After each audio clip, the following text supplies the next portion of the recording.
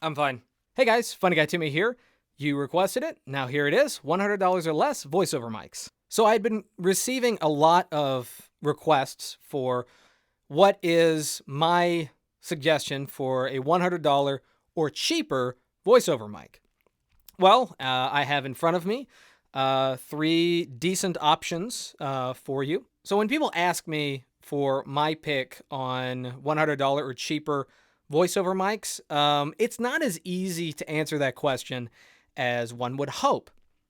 It depends on what you're doing with the mic or what you plan on using the microphone for. Let's say you're doing character work. You're going to want to go with a large diaphragm condenser microphone that can really take a beating. Chances are you're going to be doing a lot of yelling in that. If you're doing things like commercial work or any kind of narration, you're going to want to go with a microphone with a really low noise floor. However, if you're doing audiobook, you can probably get away with a really simple dynamic microphone. So here are the microphones that I have in front of me. I have the Audio-Technica 2020, retails for about $100 pretty consistently. I also have the SM57 directly in front of me.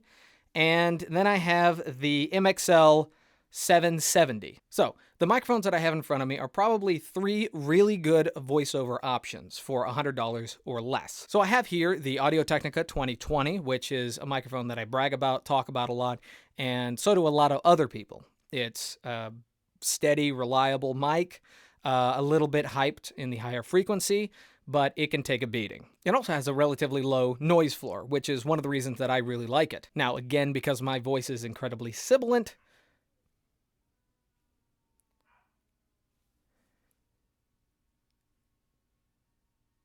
this is actually a really good time to test the noise tolerance of each one of these mics, see how much background noise they pick up.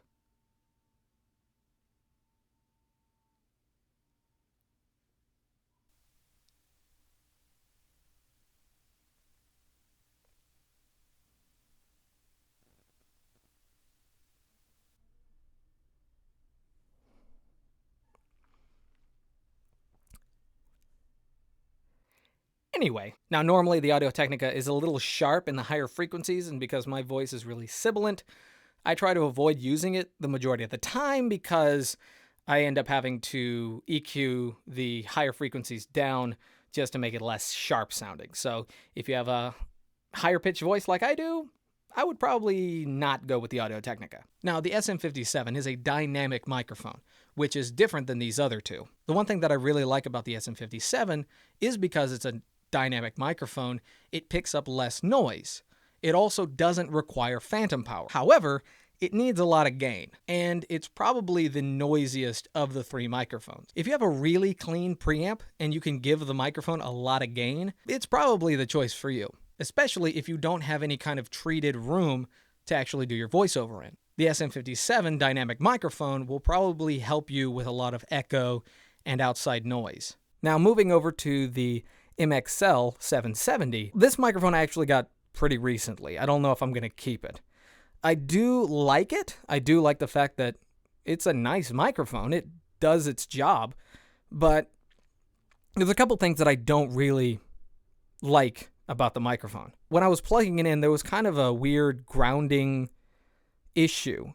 Anytime I'd touch the microphone, it would make less noise, but if I held it by the metal ring, if I touched the metal ring, there would be like this sharp sound. I don't know if it's the one that I have or if it's actually an issue with all these microphones. Now, it does have two switches on the back. It has a negative 10 dB switch, which means that if the thing that you're recording is too loud, you can hit the switch and it'll bring it down by 10 dB, preventing it from peaking, which isn't normally something that us as voice actors really need because, we'll just turn the gain down. Now, anytime there's a microphone that has a switch to bring down its gain, like a negative 10 or negative 20 dB switch, I don't normally like those. For example, the Blue Spark has a very similar switch, and anytime I activate it, there's a lot of self-noise generated. I haven't really done that much testing with this and actually gone into my editing DAW to really find out how much noise there is if I hit the switch, but overall, I don't think it's going to be a feature that I'll ever need or ever use. Now, the second switch that it has, I think, is a low-cut filter.